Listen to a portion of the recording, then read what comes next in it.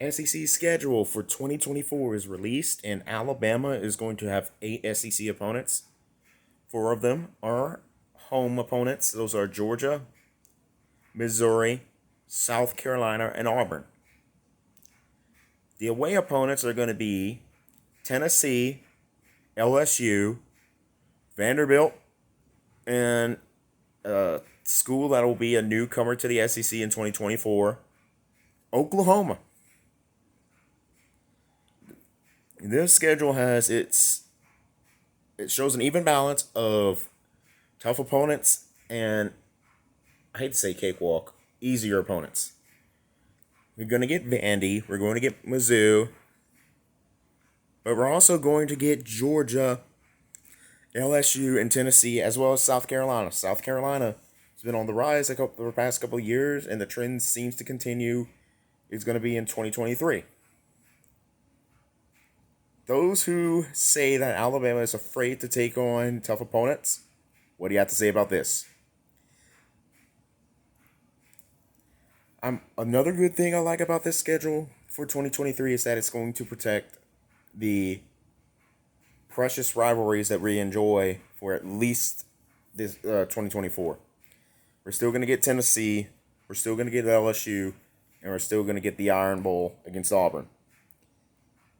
Now, some might say that Ole Miss might be a cherished rivalry ever since Lane Kiffin left Alabama, went to FAU, and now he's at Ole Miss. But as long as we can protect the LSU rivalry, the Auburn rivalry, and the Tennessee rivalry, I'm good. Also, it gives us yes, it is going to take away some rivalries, but it does give us opportunities to face new opponents we haven't faced in a while. I don't recall a situation where Alabama faced Oklahoma in the regular season in Norman. South Carolina also hasn't come to Tuscaloosa since 2010. So this gives us a unique challenge in playing in places we haven't played before. Now, I must state that this 8-game schedule isn't viable long term. I said it before in a previous video, and I'm restating it again. I prefer we go to a 9-game schedule.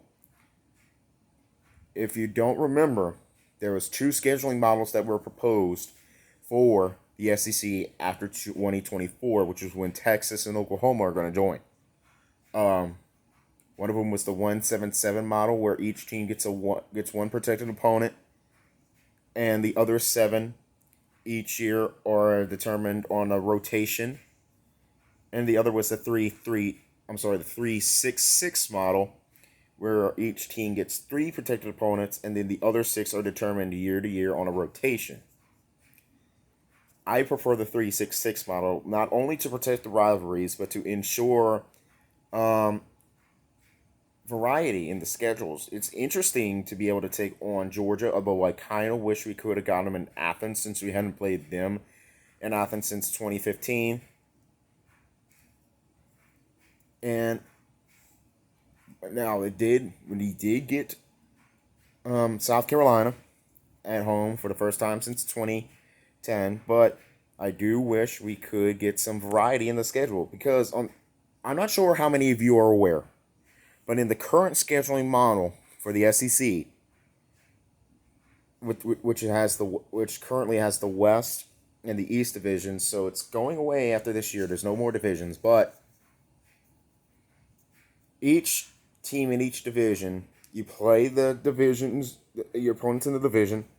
Then for the West opponents, you get one protected one, and then you play the others on a rotation that rotates every year. So, which means every 6 years you would play an unprotected SEC opponent from the opposite division. But you could go as far as 12 years without playing a particular opponent in a particular stadium. I hope to see the 3-6-6 model. That way that doesn't happen again.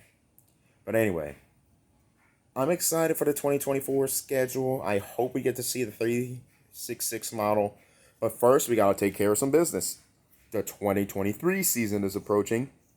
It's time for Alabama to reclaim the SEC and to reclaim the national title.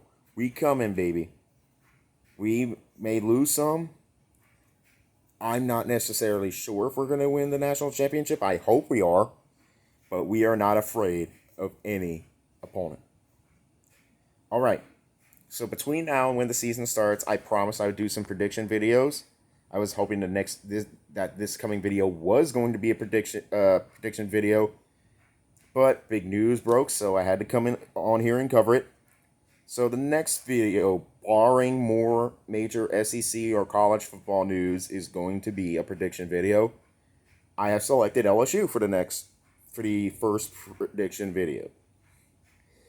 Anyway, until then, this is Roll Tide 99. I'm out of here. I will see y'all later.